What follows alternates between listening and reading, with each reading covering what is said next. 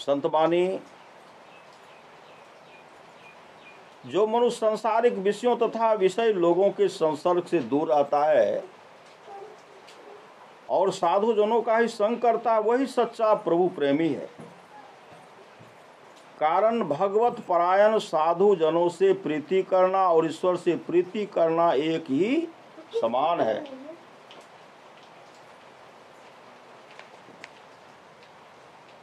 एक ही समान है। सच्चे प्रभु प्रेमी के दो लक्षण हैं, स्तुति निंदा में संभाव रहना और भगवान से कोई भी लौकिक कामना न कर रखना। संयोग का वियोग एक दिन अवश्य होना है। संयोग का वियोग एक दिन अवश्य होना है। संचित का क्षय अनिवार्य है। जो इस प्रकार समझ लेते हैं वे विज्ञ पुरुष यहाँ की लाभ हानि में हर्ष और शोक के वश में नहीं होते। विश्वास के 4 लक्षण है। सब चीजों में ईश्वर को देखना, सारे काम ईश्वर की ओर नजर रखकर ही करना, हर एक दुख सुख में उसका हाथ देखना और हर हालत में हाथ पसारना तो उस सर्वशक्तिमान के आगे ही। मनुष्य को जहां तक बने अपने दोष देखने चाहिए, उनके लिए मन ही मन अपनी निंदा करनी चाहिए और अपने को निर्दोष बनाने का सतत प्रयत्न करना चाहिए। जो मनुष्य दुख में प्रभु का आशीर्वाद देखता है वह महान है। जो मनुष्य सुख में प्रभु का चिंतन करता है वह भाग्यवान है। ईश्वर से डरने वाले का मन ईश्वर को नहीं छोड़ता। उसके मन में प्रभु प्रेम दृढ़ रहता है और उसकी बुद्धि पूर्णता को प्राप्त होती है। बड़प्पन को खोजने वाला तो हल्काई को ही पाता है। इस संसार में एक ईश्वर का भय दूसरे सब भयों से मुक्त करता है। अचरज की बात है तेरा प्यार, अचरज की बात है तेरा प्यारा मित्र तेरे समीप भी है और अनुकूल भी है, फिर भी तेरी यह हालत। दूसरों के दोष दर्शन पर निंदा और वृद्धों तथा सत्पुरुषों का अपमान करने में मनुष्य का अभिमान ही प्रधान कारण है। ईश्वर की कठोर से कठोर आज्ञा का पालन करने में भी प्रसन्न होना सीखो। ईश्वर का आदेश सुनने समझने की इच्छा हो तो पहले अभिमान छोड़कर आदेश को सुनकर उसके पालन में जुट जाओ। भगवान विपत्ति में भी हर एक सांस के साथ प्रभु के प्रेम को बनाए रखो। भयानक विपत्ति में भी हर एक सांस के साथ प्रभु के प्रेम को बनाए रखो। मनुष्य कब ईश्वर अर्पण हो सकता है? मनुष्य कब ईश्वरापन्न हो सकता है? जबकि वह अपने आप को, अपने हर एक काम को बिल्कुल भूल जाए, सर्वभाव से उसका आसरा ले ले और उसके सिवा किसी दूसरे की नो आशा रखे, नो किसी से संबंध ही रखे।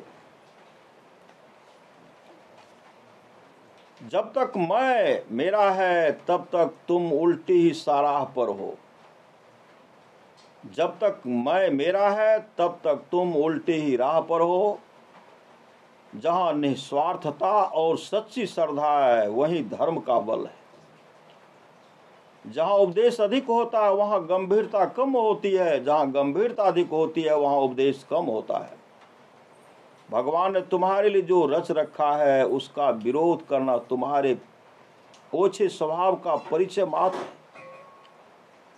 जगत की तमाम चीजों के रचने वाले भगवान को प्राप्त करना किसी भी चीज को प्राप्त करने की अपेक्षा सहज है, तो भी तुम उससे दुनियावी चीज ही चाहते हो। यह कैसी बात है? जो मनुष्य स्वर्ग आदि सुखों के लिए ईश्वर की पूजा करता है वह तो अपनी ही पूजा करता है, और जो ईश्वर के लिए ईश्वर की सेवा करता है वह भी ईश्वर को नहीं जानता। क्योंकि ईश्वर न तो तुम्हारे द्वारा सेवा कराने की जरूरत है, क्योंकि ईश्वर को न तो तुम्हारे द्वारा सेवा कराने की जरूरत है, न चाहिए। जो ईश्वर को प्रेम के लिए पूजता है, जिससे पूजे बिना रहा नहीं जाता, वही यथार्थ पूजता है। धन अधिकार और धन अधिकार और उच्च स्थिति आदि का क्या मूल है? प्रथम तो वे स्वल्प और अपूर्ण हैं, दूसरे जितने जो कुछ हैं वे भी अनित्य ही हैं। आज है कल नहीं, उन पर गर्व करना और उनके कारण अपने को ऊंचा तथा दूसरे को नीचा समझना तो वास्तव में मूर्खता ही है। जो मनुष्य हर हालत में अपने को और तमाम वस्तु स्थितियों को भगवान में ही देखता है, वही तमाम वस्तुओं की इच्छा त्याग कर सकता है। अपनी दुनियावी स्थिति और शक्ति पर से विश्वास उठ जाना भी प्रभु की महत्वपूर्ण सेवा है, क्योंकि ऐसा होने पर भी मनुष्य ईश्वर सेवा की योग्यता प्राप्त करता है। जो भी भक्त या साधु अपने ज्ञान वैराग के लिए मन में गर्व रखता है, वह तो ज्ञान वैराग का उपहास ही करता है। तुम अपने किसी भी वैराग या निवृत्ति के लिए क्या गर्व करते हो? ईश्वर के निकट तुम्हारा यह सब कुछ मच्छर की पांख के बराबर है। जिस मनुष्य का मन प्रभु चिंतन की ज्योति से प्रकाशित है और जिसमें सदा प्रभु का ही विश्वास भरा है, वही सच्चा ज्ञानी है।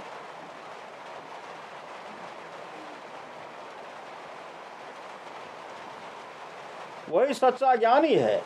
इन चार बातों का पालन करोगे तो तुमसे शुद्ध साधना हो सकेगी। भूख से कम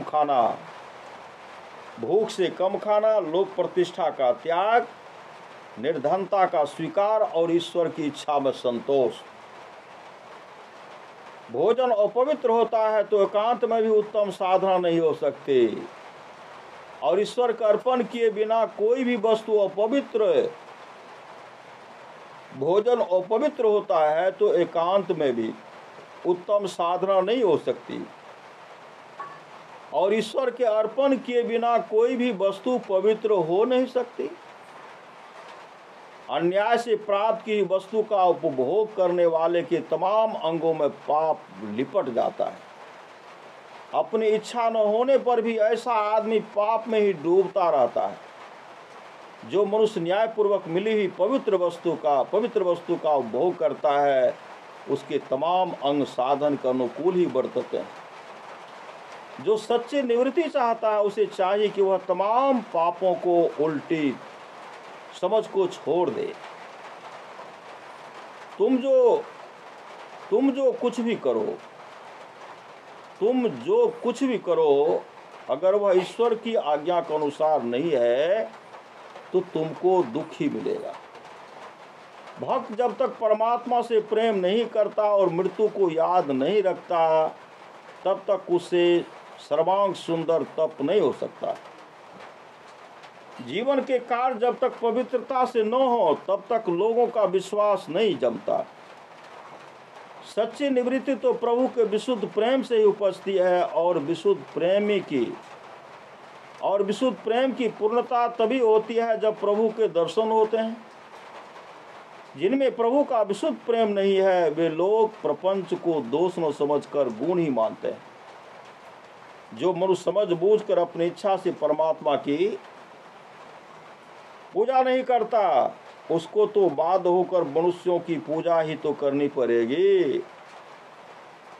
जो भगवान को छोड़कर दूसरे किसी पदार्थ में सुख मानता है, उसका तो मन ही दूषित है। उसके हृदय में प्रभु विश्वास और पवित्रता की ज्योति का प्रकट होना कठिन है। जो मनुष्य भगवान को छोड़कर दूसरी बातों में फंसा रहता है, वह अपने ही हाथों अपना गला काटता है। जो मनुष्य अपने सब पदार्थ, मान, प्रतिष्ठा और लोक परलोक सबकी अपेक्षा भगवान को ही बड़ा समझकर भगवान में ही प्रेम रखता है, उसी के हृदय में सदा के लिए आध्यात्मिक सूरज उगता है। तुम बाहर से निर्धन दिखने वाले सच्चे साधुओं का अभिमान वश अपमान करते हो, पर निश्चय समझना कि सर्वोत्तम संपत्तिवान वे ही हैं। 6 चीजों का आश्रय लेना चाहिए। पहला, ईश्वरीय ग्रंथ का अवलंबन।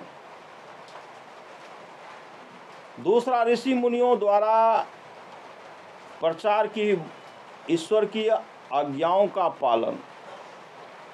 तीसरा, खान पान की पवित्रता। चौथा, दुख देने वाले और निंदा करने वाले को भी दुख न देना और न निंदा न करना।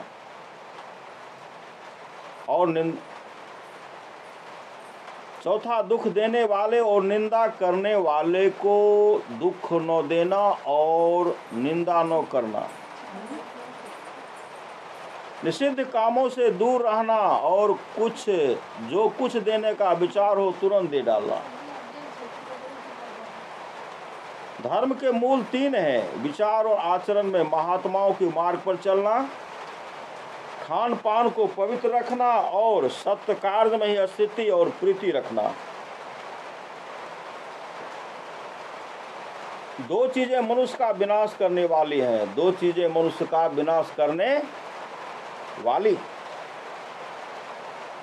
पहला, मान बड़ाई के लिए दौड़ना और दूसरा, निर्धनता से डरना।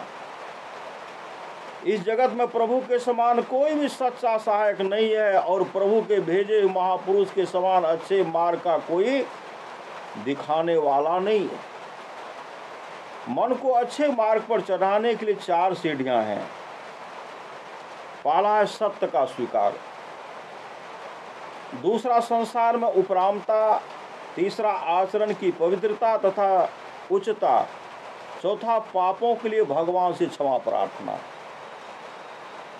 जिसका मन मलिनता से मुक्त और सद्विचारों से युक्त है, ईश्वर की समीपता से जिसके माया के बंधन कट गए हैं और जिसकी नजर में धूल और सोना समान है, वही सच्चा ज्ञानी है।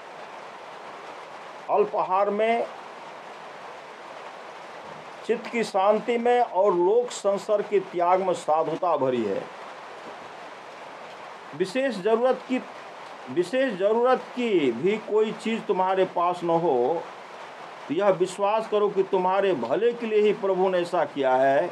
इसी का नाम प्रभु पर निर्भरता है।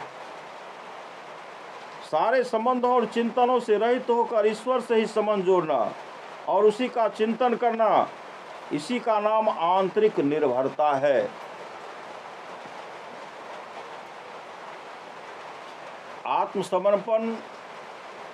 आत्मसमर्पण के बिना प्रभु पर निर्भर नहीं हुआ जा सकता और स्वार्थ छोड़े बिना आत्मसमर्पण नहीं होता। प्रभु पर निर्भर रहने के लिए 3 लक्षण हैं। प्रभु पर निर्भर रहने के 3 लक्षण हैं। पहला, दूसरे से कुछ भी न मांगना।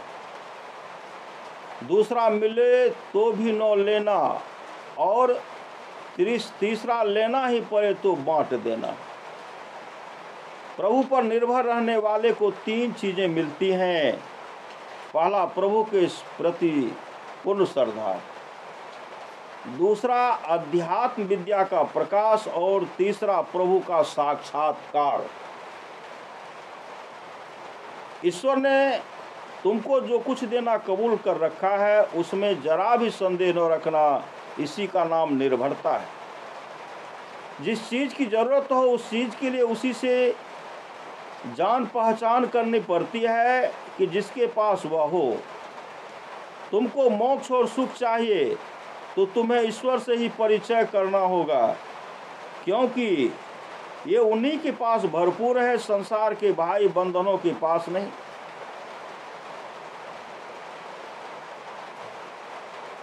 तुमको मोक्ष और सुख चाहिए तो तुम्हें ईश्वर से ही परिचय करना होगा, क्योंकि ये उन्हीं के पास भरपूर है, संसार के भाई बंधुओं के पास नहीं। जैसे सत्पुरुष बड़े बूढ़ों का अभिवादन करके सुखी होते हैं, वैसे ही मूर्ख लोग सत्पुरुषों की निंदा करके प्रसन्न होते हैं। अपकार करने वाला का बदला अपकार से न देकर उपकार से देना और उसके लिए प्रभु से क्षमा याचना करना, यही साधुता है।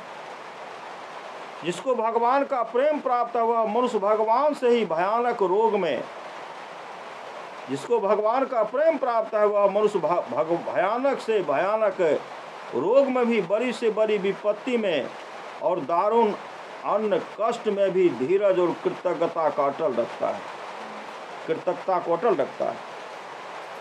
4 बातों में मनुष्य का कल्याण है। 4 बातों में मनुष्य का कल्याण है। पहला वाणी के संयम में, दूसरा अल्प निद्रा में, तीसरा अल्प आहार में, चौथा एकांत के भगवत स्मरण में। मनुष्य के संग का क्या भरोसा, मनुष्य के संग का क्या भरोसा। वह मर जाए तो फिर उसका संग कैसे मिलेगा। तब भगवान का ही संग करना होगा। इसलिए पहले से ही भगवान का संग क्यों न किया जाए। जिसका हृदय भगवान के प्रेम से कोमल हो गया है, उसके पास पाप रूपी असुर नहीं आ सकता। जीवन में 5 बातें अमूल्य रत्न हैं। ऐसी फकीरी जो अपार आंतरिक संपत्ति का दर्शन करा दे। दूसरा, ऐसा त्याग जो अखंड तृप्ति के दर्शन करा दे। तीसरा, ऐसा दुख जो नित्य प्रसन्नता के दर्शन करा दे।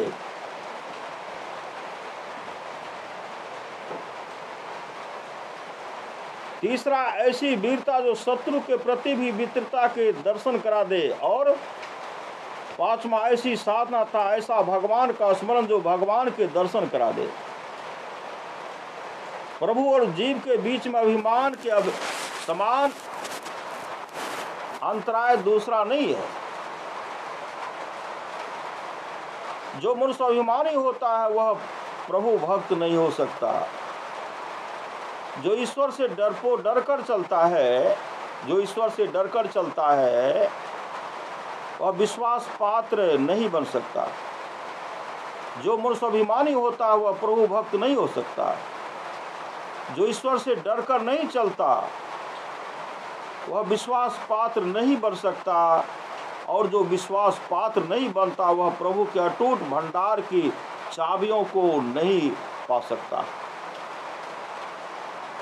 प्रभु की प्राप्ति के लिए दीनता और हीनता के साथ सहज मार्ग नहीं। प्रभु की प्राप्ति के लिए दीनता और हीनता के समान सहज मार्ग नहीं है। जो मनुष्य दूसरों के हित के लापरवाह, जो मनुष्य दूसरों के हित के लिए लापरवाह और स्वार्थ साधन में तत्पर होता है, उसमें सत्य की सुगंध नहीं निकलती, झूठ की ही दुर्गंध निकलती है। संसार में रहकर भगवान की आज्ञा का पालन करना, संसार में रहकर भगवान की आज्ञा पालन करना संसार में ईश्वर की प्राप्ति के समान है। ईश्वर की विशेषता है कि इसमें कोई विपत्ति नाम की चीज नहीं रहती। वीरता की परख 3 बातों में होती है। वीरता की परख 3 बातों में होती है। पहला, असत्य का आचरण न करके जीवन निर्वाह करना। दूसरा, जरूरी चीज न मिले तब भी प्रभु की प्रशंसा करना। और तीसरा, बिना मांगे दान देना। ईश्वर का आश्रित मनुष्यों के 3 लक्षण होते हैं। उसके विचारों का प्रवाह ईश्वर की ओर ही बढ़ता है, उसके विचारों का प्रवाह ईश्वर की ओर ही बहता है। ईश्वर में ही उसकी स्थिति होती है और ईश्वर की प्रीति के लिए उसके सारे कार्य होते हैं। जिस मनुष्य को अधिकार और मालिकी प्यारी होती है, जिस मनुष्य को अधिकार और मालिकी प्यारी होती है, वह भगवान को नहीं पा सकता। मैं एक ऐसा मार्ग जानता हूं कि जिस पर चलने से जल्दी ईश्वर के पास पहुंचा जा सकता है। वह मार्ग है किसी से कुछ भी न चाहना और अपने पास ऐसा कुछ भी न रखना जिसके लिए दूसरे के मन में चाह हो।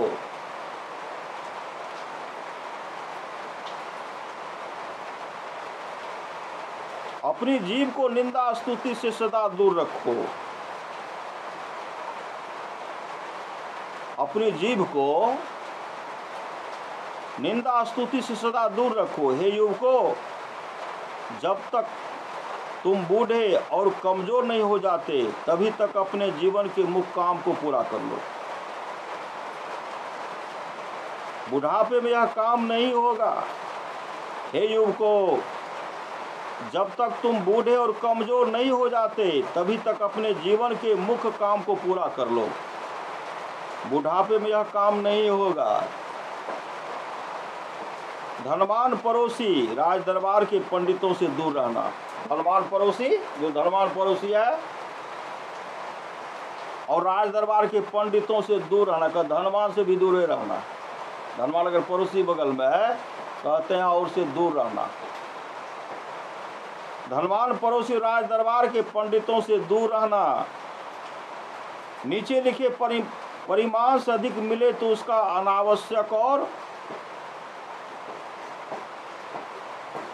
अनावश्यक और बोझ रूप मानना चाहिए। पहला, प्राण रहे इतना अन्न। प्राण रहे इतना अन्न। दूसरा, प्यास मिटे इतना जल। तीसरा, लाज बचे इतना वस्त्र। चौथा, रहने भर के लिए घर। चौथा, रहने भर के लिए घर। और पांचवा, उपयोगी हो तो इतना शाही लौकिक ज्ञान। कहानी के समान रहनी हो, इसी का नाम ठगी है। कहानी के समान रहनी हो तो इसी का नाम ठगी है। अपने दोषों को न देखना और न सुधारना, इसी का नाम धर्मांधता है। जिस शक्ति से इंद्रिय और मन वश में किए जा सकें उसका नाम शक्ति है। जो मनुष्य संपत्ति का सदुपयोग नहीं कर सकता उसकी संपत्ति इतनी जल्दी नष्ट होगी कि पता ही नहीं लगेगी। मन तीन प्रकार के होते हैं। मन तीन प्रकार के होते हैं। पहला, पहाड़ जैसा अड़ेक जिसको कोई हिला नहीं सकता। दूसरा, पेड़ जैसा जो बाहर के संयोग रूपी हिलौनों से हिला करता है। और तीसरा, तिनके जैसा जिसको बाह्य संयोग रूपी हवा कहीं का कहीं फेंक देती है। जिस अंतःकरण में संसारी लालसाएं भरी होती हैं उसमें ये पांच बातें नहीं रह सकती। ईश्वर का भय, ईश्वर की आशा, ईश्वर पर प्रेम, ईश्वर से लज्जा और ईश्वर के साथ मित्रता। किसी के आत्मज्ञान का माप वह ईश्वर के समीप कितना पहुंच गया है इसी से हो सकता है। जो मनुष्य सत्य के लिए धीरज को बचा सकता है वही आगे बढ़ता है। भजन पूजन यदि विशुद्ध निष्काम भाव से भगवान के लिए किया जाए तो उससे भगवान की प्राप्ति होती है। प्रभु प्रेमी मनुष्य जब अपने शरीर के प्रति स्नेह रहित हो जाता है तभी उसकी साधना और उसका जीवन सुखरूप बनता है। जब तक एक गांव को नहीं छोड़ा जा सकता तब तक दूसरे गांव में नहीं पहुंचा जा सकता। इसी प्रकार जब तक मनुष्य संसार का संबंध नहीं छोड़ सकता तब तक वह प्रभु के स्थान में नहीं पहुंच सकता। जो चीज अपनी नहीं है उसको जो अपनी मानता है वह प्रभु की दृष्टि में नीचे पड़ता है। लोगों में जिसका परिचय जितना अधिक होता है, लोगों में जिसका परिचय उतना अधिक होता है उसकी सत्यता में उतनी ही न्यूनता होती है। केवल अनुमान और शंकाओं पर निर्भर करके ही किसी उत्तम मनुष्य से दूर नहीं हट केवल अनुमान और शंकाओं पर निर्भर करके ही किसी उत्तम मनुष्य से दूर नहीं हटना चाहिए। जिस मनुष्य को भगवान का प्रेम प्राप्त करना हो उसे अपना हरेक व्यवहार सर्वज्ञ प्रभु से डरकर करना चाहिए। यदि तुम सरलता को वाहन और सत्य को शस्त्र बनाकर चलो, यदि तुम सरलता को वाहन और सत्य को शस्त्र बनाकर चलो, तो निश्चय समझना कि भगवान भी तुम्हारी रक्षा करेंगे। यदि तुम सरलता को वाहन और सत्य को शस्त्र बनाकर चलो, तो निश्चय समझना कि भगवान भी तुम्हारी रक्षा करेंगे। नो तो ईश्वर से स्वर की कामना करो और नो नरक से ही बचाने की याचना करो। शरणागति का यही आदर्श है। संसार में ईश्वर की सिवा और जरा भी सार वस्तु नहीं है। जब तक तुम्हारे हृदय में यह बात धस न जाती, तब तक सच्चा विराग नहीं मिल सकता। जो वस्तु प्रभु से दूर रखे उसके छोड़ देने का नाम ही विराग है, चाहे वह कितनी ही मूल्यवान और आवश्यक हो। फकीरी की शोभा 3 बातों में है। पहला हृदय की विशालता, दूसरा अंतःकरण की शांति और तीसरा है निष्पाप बुद्धि। धन के अभिमानी मनुष्य का 3 बातों से जरूर संबंध होता है। पहला क्लेश, दूसरा अशुभ विचार और तीसरा पाप की बुद्धि। बुद्धिमान कौन है जो संसार से प्रेम हटाकर भगवान में प्रेम करे। धनवान कौन है प्रभु जो दे उसी में संतोष करे। चतुर कौन है जिसको संसार के भोग न फंसा सके।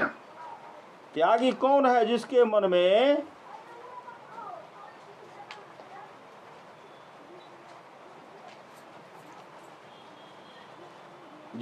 में कोई कामना नहीं। कृपण कौन है जो ईश्वर के लिए धन का उचित दान करने में संकोच करे।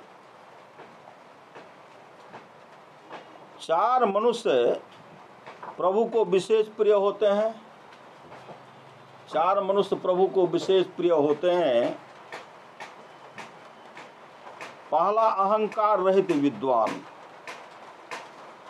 दूसरा तत्व जानने वाले संत, तीसरा विनय धनवान और चौथा प्रभु की महिमा जानने वाला त्यागी। चाहे जैसी बुरी से बुरी अवस्था में भी प्रभु पर जरा भी दोषारोपण न करो, तो समझ जाए कि तुम्हारा प्रभु पर विश्वास है। यदि दयालु प्रभु मुझे घर से या देश से निकाल दें, बिल्कुल दरिद्र बना दें, मोहताज और जन्म रोगी बना दें, तो भी मैं तो उन पर प्रेम ही रखूंगा। अगर तुम्हारे में अवगुण है और दूसरे मनुष्य तुम्हें अवगुणी न कहकर सद्गुणी बतलाते हैं और उससे तुमको संतोष होता है, यह कैसी आश्चर्य की बात है। 2 आंखों से और अल्प ज्ञान से तुम जितना देख या जान सकते हो, हजारों आंखों वाले सर्वत्र प्रभु तुम्हारे हित की बात उससे बहुत अच्छी देख और जान सकते हैं। इस बात को कभी मत भूलना। तुम कभी अपने मन में यह चिंता न करना कि है अमुक ने कितने पैसे कमा लिए हैं पर मैं गरीब हूं। इसके बदले यह विचार करना कि है अमुक ने भगवान का जितना भजन किया उसको देखते मैंने तो कुछ भी नहीं किया। शाश्वत शांति के केंद्र है, शाश्वत शांति के केंद्र है भगवान है। वे सदा सबके हृदय में विराजमान है। शांति सबके चरण चूमती है और उसी शाश्वती शांति के स्पर्श से ही मनुष्य के मन में शांति आती है। सारी चिंताओं के दूर करने वाले सर्वशक्तिमान भगवान का चिंतन करो। ये तुम्हारे परम सुहृद हैं और सदा तुम्हारी सहायता करने के लिए तैयार हैं। जो मनुष्य संसारी मनुष्यों का संग छोड़कर निर्जन स्थान में रहता है, उसे भगवान का स्मरण और प्रभु कृपा के चिंतन को छोड़कर और कुछ करना ही नहीं चाहिए। इसके बिना जो एकांत सेवन किया जाता है वह तो प्रमाद, विपत्ति और मृत्यु तक को बुलाने वाला होता है। सच्चा साधक कांचन कामने के कारण धर्म से च्युत नहीं होता, पुरुष वचन सुनकर क्रोध नहीं करता, अब अपमान से अस्वस्थ नहीं होता, लोभ से सत्य का त्याग नहीं करता, दुख में उसका धैर्य और उद्यम कम होता, वह सदा साधन परायण, सदा स्वस्थ और सदा भगवान में चित्त लगाए रखता रहता है। एक और भोग है जिनसे जन्म मरण दुख सुख आदि का चक्र चालू रहता है, और दूसरी ओर भोग त्याग है जिससे मोक्ष मिलता है। यह मोक्ष भोग त्याग और सच्चे ज्ञान के बिना नहीं हो सकता।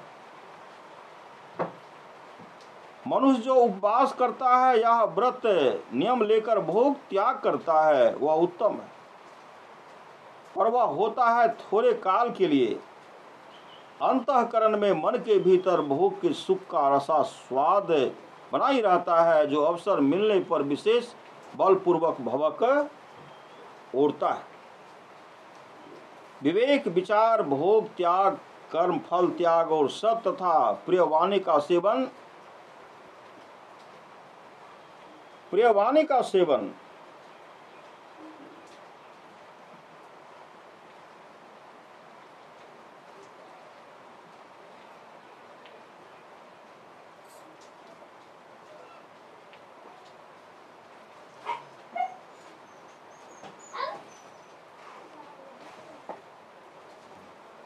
एक और भोग है जिनसे जन्म मरण दुख आदि का चक्र चालू रहता है।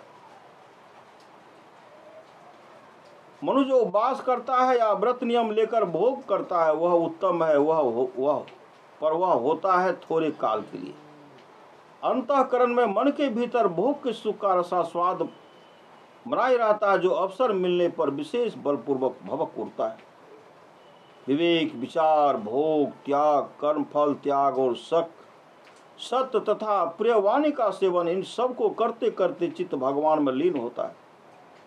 प्रभु की प्रसन्नता के लिए दरिद्रता और अपमान को सिर चढ़ाना संतोष का काम है।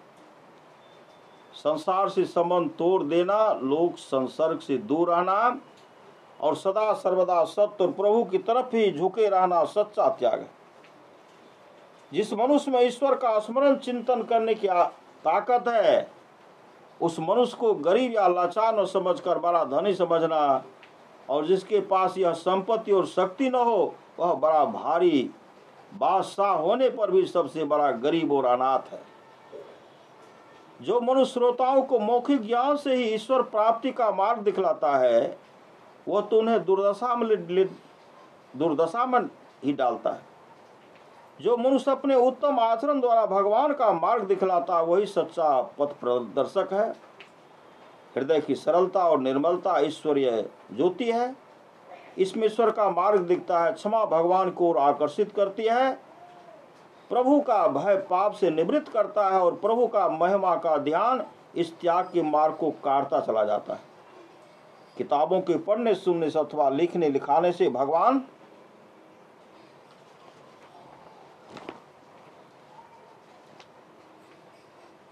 नहीं मिलते। भगवान की प्राप्ति में तो आत्मनिग्रह ही भरा हुआ भगवान का प्रेम ही महान कारण है। निवृत्ति किसे कहते हैं? भगवान के सिवा संपूर्ण भोगों से वृत्तियां हटा लेने को। जो मनुष्य लड़ाई में दूसरों को जीतना चाहता है उसके 36 हथियारों के प्राप्त करने और चलाने की जरूरत पड़ती है, परंतु अपने मरने के लिए एक छोटी सी छुरी काफी है।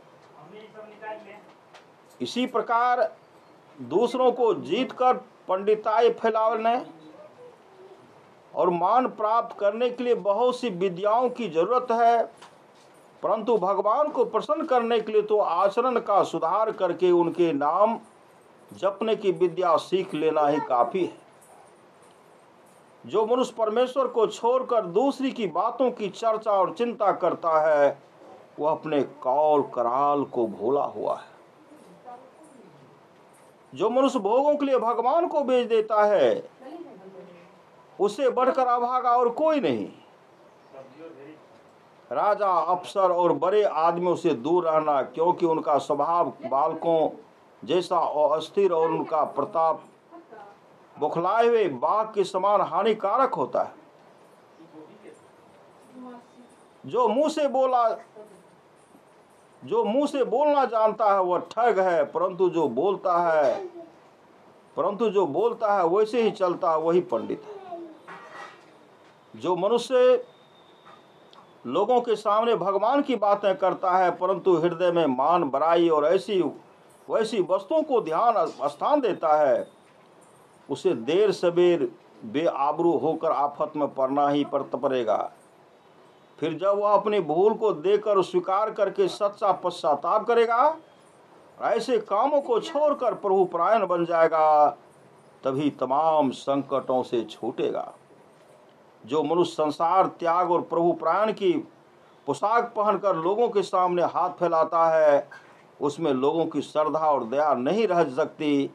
आखिर उसे गिरना पड़ता है और उसका जीवन निराशा तथा विपत्तियों में भी बीतता है। फिर उसके हाथ में रह जाते हैं अफसोस और अवगुण। जो मनुष्य प्रभु और प्रभु के प्रेमियों का गुणगान के बदले अपना ही गुणगान गाना और गवाना शुरू कर देता, वह बेचारा दया का पात्र है।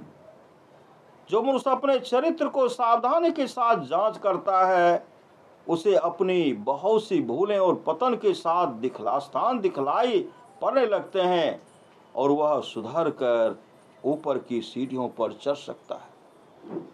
तुम कभी किसी मनुष्य को गिरते पड़ते देखो तो उसकी ओर तिरस्कार न दिखलाकर दया ही दिखलाना और सावधान रहना कि तुम्हारे जीवन में कहीं ऐसा मौका न आ जाए। बोलिए प्रेम से श्री सद्गुरु महाराज की जय।